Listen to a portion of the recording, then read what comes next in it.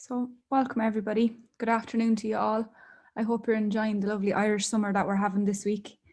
It's done nothing but rain here in Carlow, so I hope it's a little bit nicer where you all are. So today we are going to be looking at how to communicate effectively with your customers online. So as you know, this is a series of webinars that we've been running over the last couple of weeks. Each week we've looked at something that we think, could be helpful for businesses to help out their situations in a post-COVID-19 world. So the first week we looked at just kind of how to get online, get your basic website up and running, talking about having a domain name and things like that. And then last week we looked at kind of getting that website to the next level and integrating e-commerce platform into it and things like that. So if you missed those webinars, you can always go back and watch them. They're recorded. You can view them on our blog at bk.ie/webinars. So each webinar is roughly 45 minutes long. We have roughly 25-30 minute presentation, and then we'll have some times for questions and answers at the end. So if anybody does have any questions, please pop them into the Q&A section. It should be just at the bottom of your screens there. So I'll pass you over to my colleague Con, who is our presenter for today. Thanks, Chloe. Can you enable my video there if you get a chance? Yeah, just in order to say hi. And I want to say thanks for the introduction and welcome to everyone who's joining us on the webinar today. Don't go dark, communicate with your customers online. That's the title, and I'll explain what it means in just a moment. Just to introduce ourselves, we're Black Knight. We're the largest Irish web host. We've got data centers in Carlow and Dublin, and we're a company that's 100% Irish owned and managed and grown from the ground up. And since the 12th of March, all of our staff have been working from home, but we're all available online, and it's business as usual. 30% of Irish websites are hosted by Black Knight, and we have a lot of expertise and a lot of experience as well when it comes to helping Irish businesses. So this is one of a series of webinars we are doing to support Irish business in a post-COVID-19 world. We've had the lockdown. It has been to a greater or lesser extent difficult for businesses, and the latest figures for the economy are not encouraging for the year ahead. But there are options for people, and this is about making the best of it and making things work and being as open for business as we possibly can, while protecting public health of ourselves, our employees, and our customers as well. So it's one of a series of originally 5 webinars, but we can announce today that we've added a 6th, and the 6th will be presented on the 29th of July. It is by Dara O'Brien of Castlebridge. They're experts in privacy and data protection and ethics. And it'll be specifically focusing on, now you're online, now you're doing business online, what do you do with the data you've collected? Because you have both opportunities and responsibilities in relation to that. And we'll be publishing a podcast later on this evening on our lockin.ie podcast series, which will feature an interview with Dara O'Brien. He'll be explaining that's about and what that particular webinar is going to be about. If you've signed up for this already, which you have, you don't have to do anything extra, and you'll get an invitation for the Zoom for that one on the 29th of July, coming out to you today or tomorrow. So this is episode 3. We've called it Don't Go Dark, and you can find out about all of the episodes. And in fact, as we go through this, we're publishing each one of the podcasts, or each one of the webinars, I should say, on our site at bk.ie/webinar. Down at the bottom of that page, you'll find a link to a YouTube playlist, which includes all of the information about the webinars. So what do we mean by don't go dark? We mean communicate. We mean to remember, especially if you are adding an online element to your business, that the customer is at a distance from you, at a remove from you. They're not standing across the counter from you, and you may need to consider various aspects of how you communicate with them. So we're going to break that down into 5 or 6 different areas.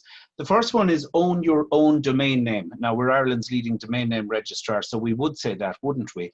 But actually, we'll be explaining in a moment that it's domains are very, very inexpensive indeed, but they are the cornerstone for a proper online service if you're going to trade online. We'll show you why that is.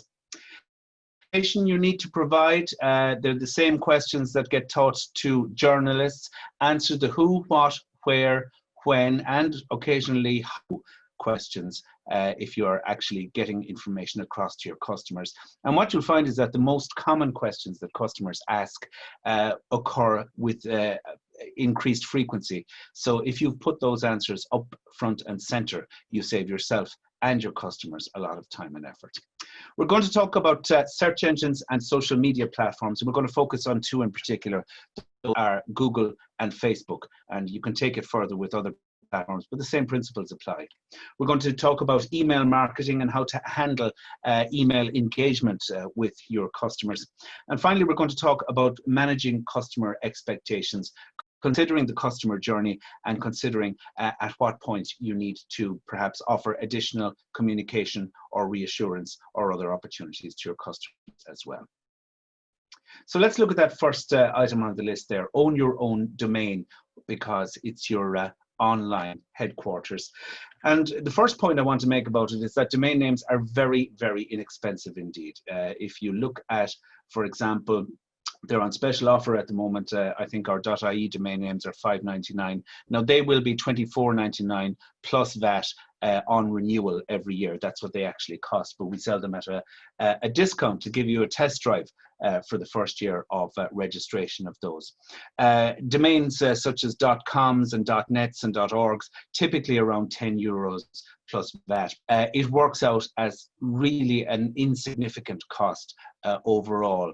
But what it does for you is that it gives you your online headquarters, and it gives you a fundamental base on which to build all of your online activities.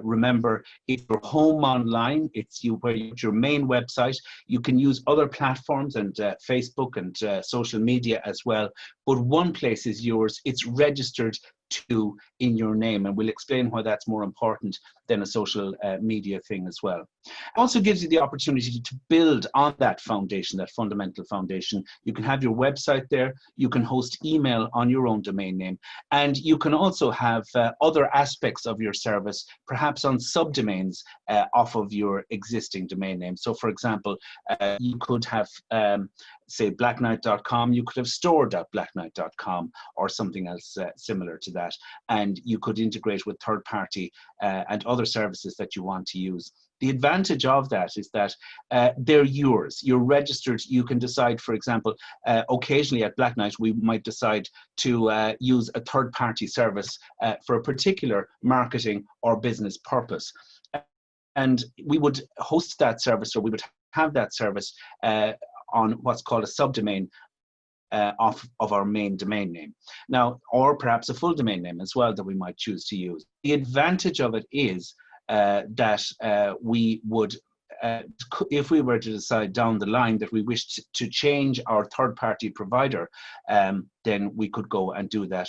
But again, we wouldn't have to redirect people to a particular place. An example is our public relations website and news clipping site, which you'll find if you go to blacknight.press. Now that's provided, we use a third-party service provider called pr.co for that. But if we chose at some point down the line to have our press and clipping site at a different place, then we wouldn't have to change any of the links that already point to blacknight.press, because again, we own that domain name. It's crucial for branding because what you'll find is that if you are building a brand online, then the domain name becomes a key part of that. And there are many, many businesses that we know that actually have their brand name is actually a domain name as well. So in our case, it's blacknight.com or whatever it may be. But the most important point that I want to make is that you should never build your house on someone else's land, unless you have the title to the ground underneath it. You should never build your business on someone else's platform entirely. There are a lot of people who have Instagram pages or Facebook pages, and they're doing business and they're trading through that. And that's fine, and that's worthy, and that's worthwhile. And we recommend that you take whatever advantage you can of where the people are, because let's face it, that's one of the reasons for using these social platforms. However, don't put all your eggs in someone else's basket. That's probably another way to put it. And you must have something that's registered to you and you alone. So remember, Facebook.com belongs to Facebook and Mark Zuckerberg and their shareholders. But your company name.com or .ie or .net or whatever it may be, that can be registered to you, as I said, for just a handful of euros every year.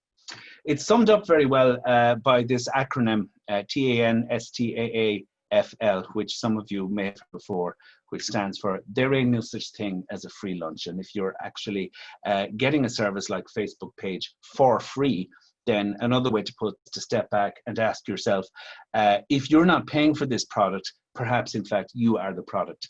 I went back and this is actually a drum we've been beating for quite a while at Black Knight. It's an old message, it's worth remembering. And I found this image on our blog actually. It says, are you the customer or are you the product? And it invites you to recall some famous social networks of days gone by, which now no longer exist. And if you'd built your business exclusively on those, then you would find that you hadn't actually cultivated any real estate or any value, your own personal brand, rather than for those which are now no longer active. So let's look at the who, what, where, and when. So as I said, the important thing is to, when you're communicating, to get the important details across straight away that may be relevant to your business. Ask yourself these questions. What are customers likely to ask?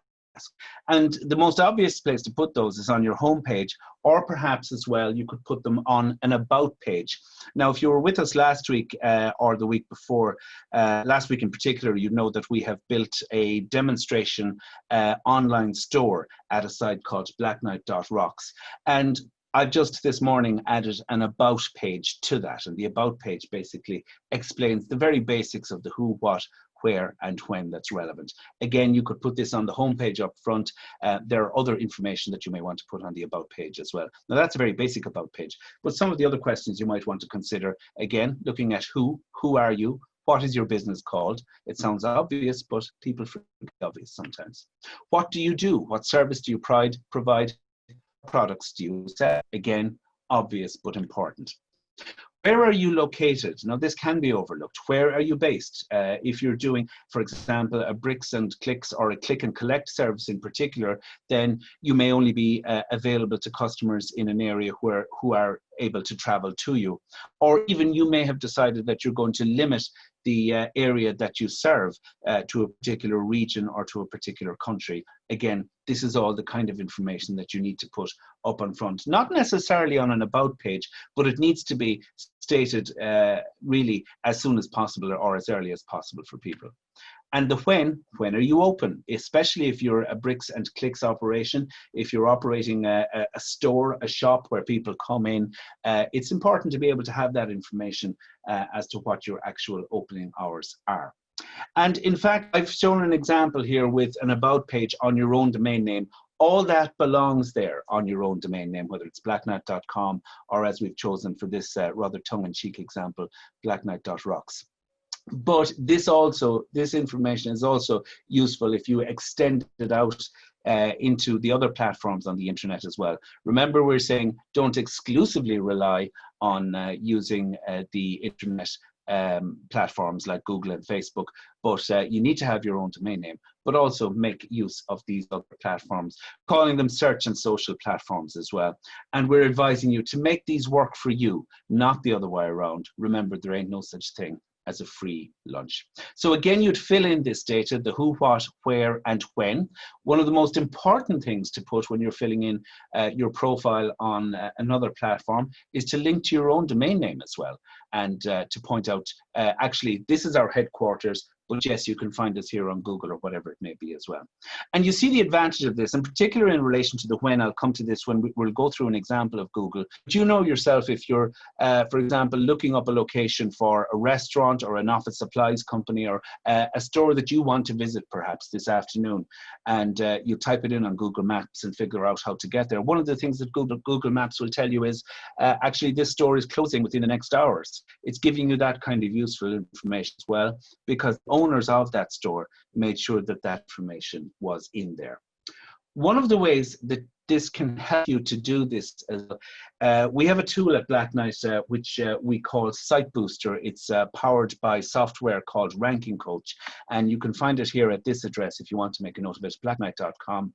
online-marketing. It helps you with things such as search engine optimization, which we're not going to go into detail on here, but it also helps you to fill in your profiles for things like Google and Facebook and that as well. So let's take those examples and let's look in particular at Google and Facebook. And we'll start with Google My Business, which you can get access to at business.google.com. And you can do this even with a free Google account.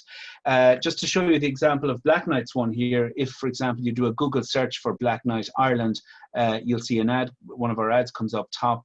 Then the main website is the first organic search result that's returned. But if you look in the right-hand side here, you'll see that there's a little panel that comes up and says, actually, we have a business listing for an Irish company called Black Knight, and that is our business listing. It includes our office hours and details such as that that are available, our phone number, and of course you can get directions to the company and that as well. Incidentally, some of you may notice that some of the screenshots that I'm going to show you will have the interface set up as Gaeilge, because that's how I use it. But I actually at one point switched to do things in English when I was creating these slides as well, just to make it clearer. So how did I set up, for example, I've set up a page for blacknight.rocks, which won't be available just yet because I haven't fully completed the setup. And when we go through the stages of the setups, you'll see why that is. So if you go to business.google.com and type in your address, and it says, do you want to create a business with the name Black Knight Rocks? And I said, yes, I do. So then it says, do you want to add a location customers can visit, like a store or an office? And in my case, in relation to that, because it's purely an online store, I didn't actually add a location. But it still is asking me to confirm my location privately, even though it's not going to be entirely visible. And one of the reasons for this is that if you can create a new business, which I was doing in this case, and set it up on Google Business or Google My Business, or someone may have already added details about your shop or your store without actually claiming ownership of it, because it's community resource, it's community information. One of the things that this does is it gives you an opportunity to say, actually, I see you have a listing for my business, but I am the owner of that business, so I want to claim my listing and have access to the details in relation to that. And how they do that very simply is they ask you to put in your business address, and then Google will send you a postcard with a code, which you can then use to claim your listing on Google My Business. And when you've that set up, it'll tell you that a postcard is on its way. Earlier this morning, I set up the Google listing for blacknight.rocks. Again, it's the example site that we're using. And this is the kind of information that you can then see once you are set up like that. You can see the various, you can access information, you can update your information about your site. You can also claim an €80 free advertising credit as well, which you can use for Google Ads. But that's the kind of thing that you can set up to get yourself listed. And again, make sure that your opening hours and things like that are properly listed on the site, and that you have control over how that is all displayed.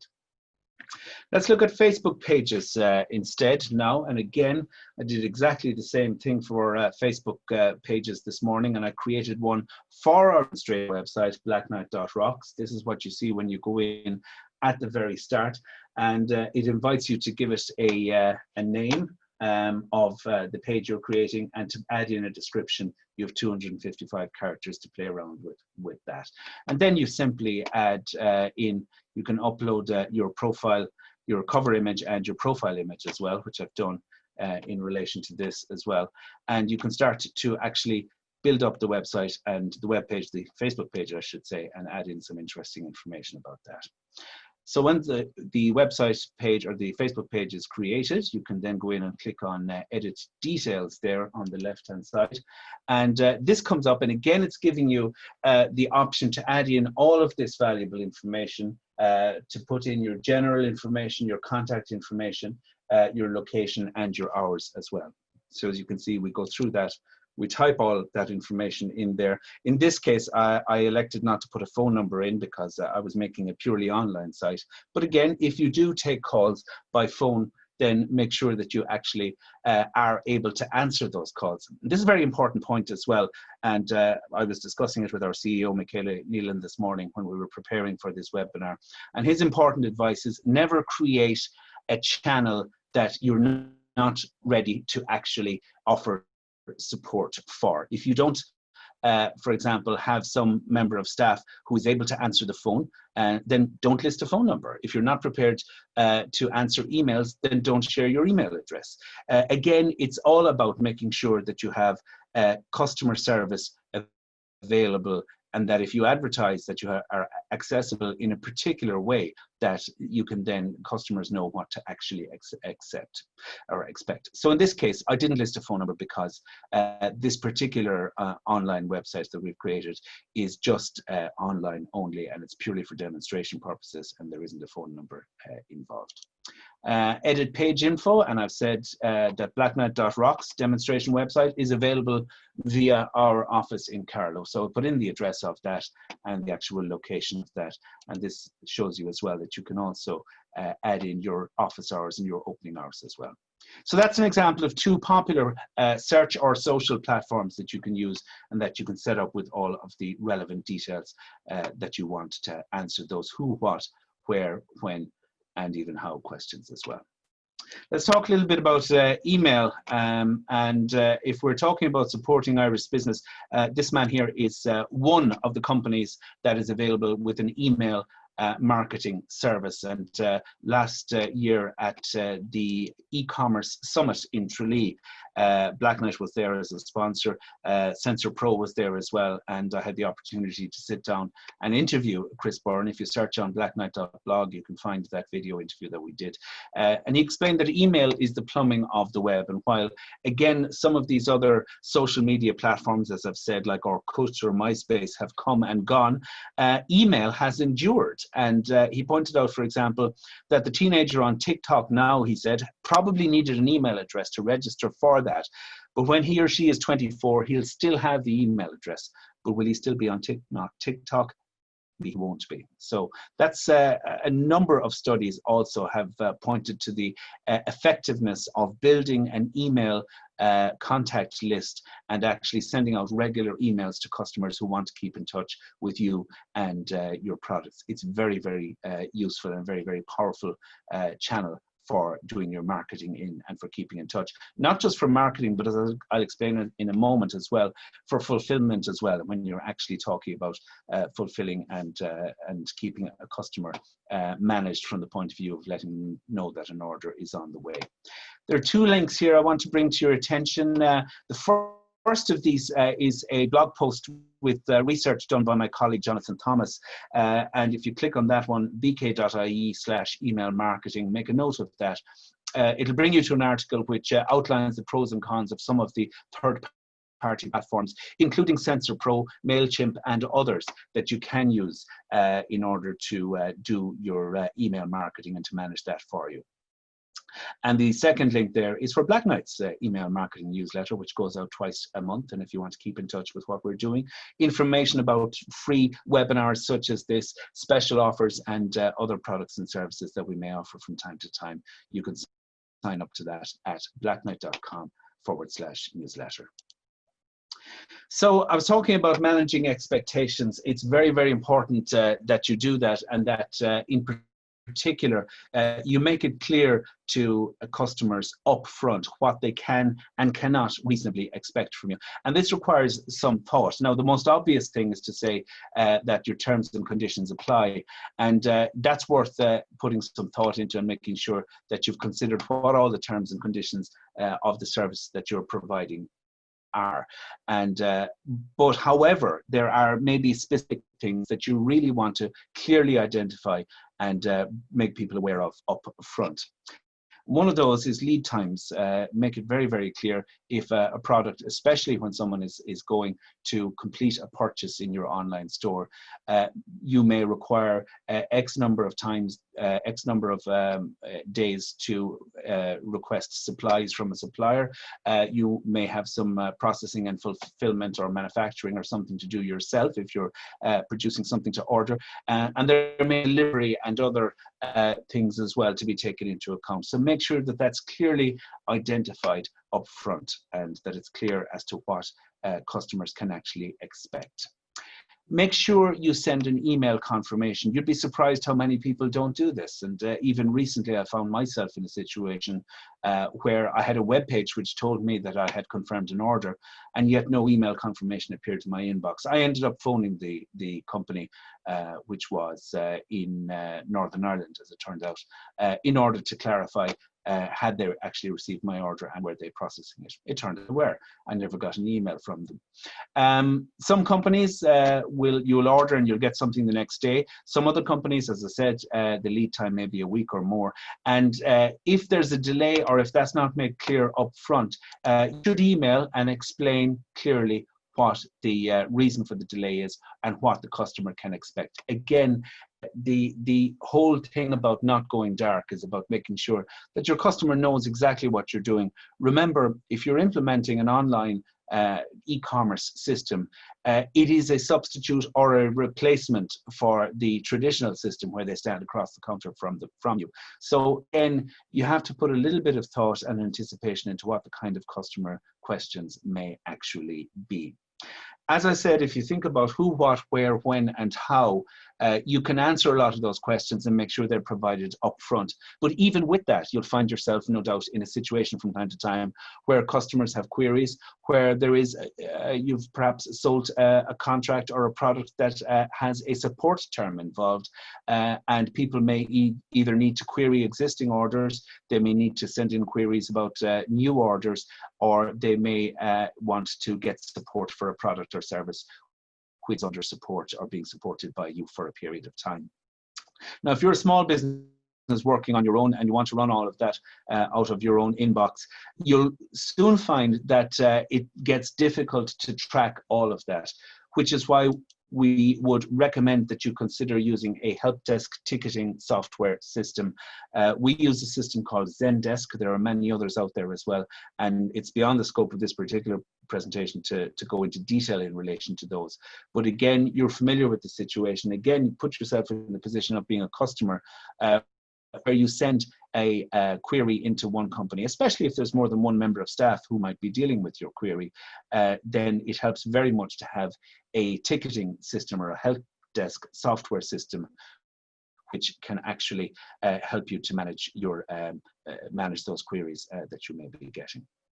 And overall, the point I suppose that I want to make is that this is all of these things go towards what we call the customer experience. And the customer experience is more than is actually more important to the business than it is to the customer, because the customer can get over a bad experience, but if too many customers have a bad experience, that will seriously impact your reputation as a provider and as a supplier. And in fact, there are many systems on the web, and there are platforms such as eBay and others where supplier and seller reputation and customer reputation are vital.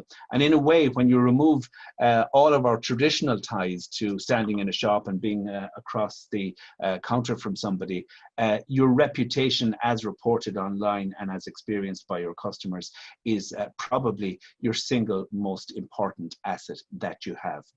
We're going to go into more detail about about customer experience, about reputation in episode 5 of the webinar series, which is coming up the week after next. And that's going to focus on what we call trust signals and the different techniques and tools online and approaches and strategies that you can take to make sure that you do everything possible to bolster your reputation and your credibility online. So we're going to go into more details in relation to that, but except today I just want to highlight it because how you communicate with the customer and how you manage that customer's expectations is a key element of that customer experience. And another point, while we're on it here as well, is to bear in mind that that customer experience may depend on other people, partners besides yourself. It could depend on your suppliers. Most significantly, it could depend on your shipping company and who you use as a courier company or as a delivery company to get your products to your customers. Again, shop around for this. Some companies are better than others, and some companies offer a better customer experience, again, in terms of communication, sending texts, sending emails, and giving people an opportunity to arrange to be at home or otherwise to collect what's being shipped. These are the main points that we wanted to cover today. How not to go dark, how to make sure that you communicate effectively. We'll take your Q&A questions in just a minute. I just want to recap once more what the 6 webinars in the series are. Next week, we're going to talk about booking and scheduling systems, which is really important, especially for companies in the hospitality industry, for companies who have this online facility, for companies such as hair salons and others who find themselves having to manage social distancing very, very carefully indeed. There are tools for that online, and we're going to talk about those in next week's one. Trust signals, as I mentioned, on the 22nd of July. And if you visit blackknight.blog, you can read more details, or bk.ie/webinar. You can read more details about our 6th and bonus one with Darragh O'Brien from Castlebridge. They're experts in data protection, and they're going to talk about the data dimension to doing business online. And you can find out more about that, as I said, on our website. You won't have to register for that. It's being thrown in as a bonus with the 5 webinars that you've already registered for, and you have the opportunity to get an invitation, a Zoom invitation for that, just as you have with these others as well. And, Chloe, do we have any questions? Yeah, we do. We have a few questions here for you. Let me have a look here now. Sorry, one moment. Okay, so the first question is, what platforms work best for automating e-commerce email confirmation, and do these come at an additional cost? Well, it's e-commerce email confirmation is just one element of an e-commerce solution. And for that, I'd refer you to last week's webinar in particular, where we demonstrated Black Knight Shop Builder. And that includes the e-commerce email confirmation, and it allows you really to specify what kind of communications you want and different kinds of steps. You can specify whether it's click and collect and whether people come at a particular time, or what types of shipping and delivery options you're going to support, and you can choose different ones. You can also choose that your product or service may be only available in a particular area, and again, that's all included. It's integrated in with Black Knight Shop Builder, and there's no additional cost. Okay, so that basically then depends on kind of the e-commerce solution that you're using, and typically then does that mean there would become some kind of it's just a setting or something that you have to kind of go through, Con? Yes. Yeah, yes, it is. So you would have, so if you're in, for example, and again, I'd refer Connor to the one we did last week, and you can see the dashboard of Black Knight Shop Builder that's there. It's powered by a platform called Equid, and you can see in all of that, you can see when an order comes in, and the order goes through different states. So it could be order received. Then when you change it to order confirmed, the customer will get an email in relation to that saying the order is confirmed. You can do that automatically, or you may want to manually approve the payment the customer has made, or it may be a cash on delivery setting that you've done. It's really, really granular, as I was saying, in terms of the different choices that you can make in terms of how you want to communicate with the customer. You may find that you have an order then that's in a status in processing, and let's say you get word from your supplier that some of your items have been delayed or something like that. Well, then again, you can go in and look at the orders that are affected by that, and you can say, okay, I need to send another email here, and you can just click on individual orders, and you can compose to send an email to that individual customer if you need to update them on the status of something. It's about really, and again, Shop Builder includes all this. It allows you to manage your order system, and you can see where different orders are in different states. So again, it's up to you to make sure that things don't remain too long in any particular state, or longer than you've agreed or promised the customer in the first place. And if things are going to change, you're just sending an email. Yeah, so I guess the key thing is what we were talking about today is that dark part. Don't go dark. So if the customer is kind of being left, or if there's a delay or something, just reach out, and kind of makes for a more happier customer then, doesn't it? Absolutely. And what we will talk about in episode 5, we're going to talk in more detail about these trust signals. And I would refer people in particular to, if you go to the Black Knight main website, you will find on our About page or on our contact page, you'll find a link to the online reviews. We've actually committed and submitted ourselves to independent review by customers of our products and services. We've no control over this. We simply invite customers to say, go to a company called Trustpilot, and trustpilot.com, and you can actually review. If you're a Black Knight customer, you can actually type in your review and say, this is what my experience has been with Black Knight. Now, when we do that, we're laying it on the line, really, and we're kind of saying, look, we've nothing to hide.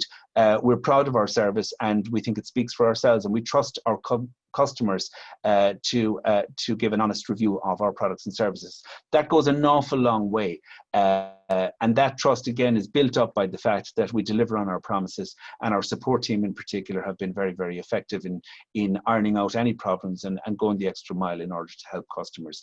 And this really is the difference when you're online in terms of getting that news across to customers as to what value you offer as a company. Yeah, absolutely. It kind of puts a face behind the company. Sometimes, myself and you, Con, would go to events and we'd meet customers, and it's kind of like, wow, there's actually human beings working behind the screens. So yes, kind of to have that human interaction as well. And look, people have actually ordered from this website before, and they're real and they're good to deal with, and okay, so we'll move along to the next question then. Catherine is asking, do we need to have a graphic logo icon before setting up these kinds of things? How can we do this if we already have a complex graphic but not a simple version? Well, the good news is if you have a logo designed, Catherine, for you professionally by a designer, you should ask your designer to make it available to you in different formats. And so there are, you can say, I need a big, complex, high resolution graphic that I want to use if I'm getting print ads in a glossy newspaper or something like that. Or you can, but equally, you might need a smaller version to put on social media or something like that. So what I would say to you, Catherine, is if you're getting a graphic designed professionally, it should not be any extra charge for a designer to say to you, here's a little version for Twitter, here's a version for Facebook or something like that as well. The other thing I would say to you is that actually those social media platforms like Facebook and Twitter and Instagram and Google are quite forgiving, and they will accept quite a large version or quite a high resolution version of a graphic, and they'll shrink it down to whatever the required amount as well that you'd need would be. And finally, if you're really stuck and you need some developer support, we at Black Knight do offer it, and for a task like this, you're talking probably hardly an hour's work in it, and we do have an hourly rate that we offer people if they need help with that. I think, is it €45 plus VAT per hour, Chloe? €45 ex VAT per hour, but I don't know about. This is a minor. Yeah, they shouldn't. No, it wouldn't be designing the logo. It would be perhaps resizing or cropping the logo. Yeah, okay, yeah. Yeah. And it's the kind of help that we give people with, for example, you know, migrating a website or something like that as well. Yeah. It's a trivial enough task, really, in fairness. But as I would say, your first port of call, really, Catherine, if Facebook is telling you your logo is too small or too big or too complex, and if you have a designer that has designed that for you, a graphic designer, you should say to them, give me a version I can use on Facebook or on Google Business or something like that. Absolutely. Okay, so for another question here, Con, for a consumer to give a review on Trustpilot, do they need proof of purchase, or is this open to anyone? I would say that I can go into more detail on that the next time. Is Michele on with us? He might be able to answer that. Actually not. But I think I could even answer that myself. Yeah. So Trustpilot, you can leave a review if you are a customer or if you're not a customer. So if you look on Trustpilot's website and type in blackknight.com, for example, you'll see there's a little tick there or some kind of a symbol to say verified purchase. So that means that somebody has received an order confirmation from Black Knight, and which says, can you review us on Trustpilot? That customer will click that link and then leave the review from there. So that would be a verified order review. And then if not, somebody else can just randomly go in and type a review. Now, of course, if there is somebody, you know, kind of being trashy or leaving reviews that are not true or anything like that, there is a way that you can kind of report that to Trustpilot and say, this is false, this didn't happen, or whatever else, and they'll investigate that. Yeah. I see. But obviously a review that has a verified purchase associated with it, that will carry more weight and will obviously, customers will see this is an actual verified purchase. I think, and so the point is talking about in that webinar that you were saying earlier, Con. We will be going into more detail about it. Like that, so. And we'll be talking about how you can actually offer, you can make it part of the purchase process that you'll send a Trustpilot invitation to your customer. Once you've delivered their order or fulfilled their order, you can send them an invitation and say, we'd appreciate it if you'd review the service. And that obviously is associated with a purchase. Yeah, absolutely. And there was another question there just about Zendesk.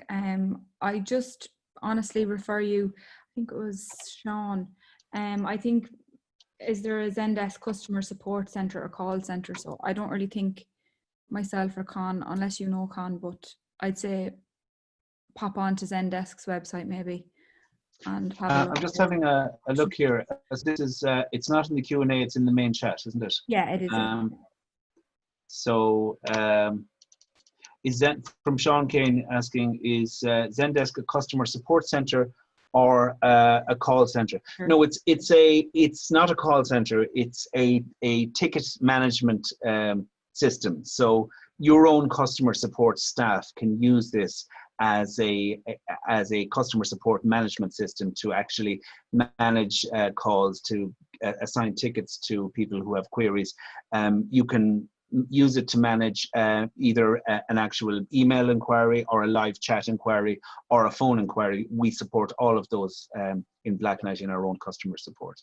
But again, it's worth exploring what the options are. And if you're a small business or a small company, you may up to a point be able to manage this from your own inbox and just handle each query as it comes in. Again, it depends on the complexity of your products and services and how also the complexity of your staffing arrangements as well.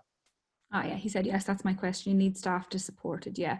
So basically it's an internal system that we would use in Black Knight is the way we would use it, Con. Pardon? I said it's an internal system that we would use. Yes. Yeah.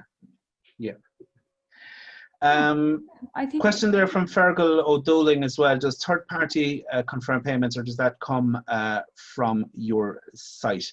From the customer's point of view, it comes from your site. And again, this isn't so much what we're talking about in relation to this. Well, for example, if you'll be familiar with the expression or with the experience as well, if you're putting in your Visa card details, you'll be sent to a Visa, verified by Visa or similar page to actually confirm the payment, but it'll return you back to our site again.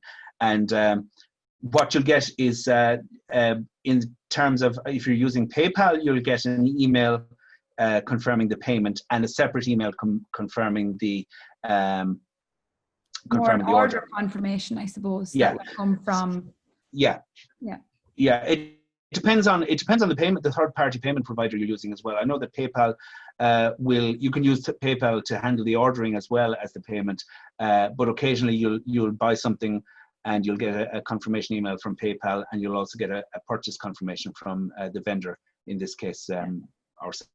That could potentially be the customer settings with their PayPal and Visa and things like that. It could as well, yeah, and it also will depend on how you've set things up in your online store, if you're using Shop Builder or something else. Yeah. Perfect. Okay, well, I'm just kind of conscious of time here again, so I don't want to keep people too long. Just to say thank you to everybody for coming along, and thanks to Con again. That was another excellent webinar, Con. If anybody again wants to go back and look at the webinars, you can visit bk.ie/webinar. And if anybody has any questions or anything like that, you can always reach out to us. We're on phone, live chat. You can visit our website at blackknight.com.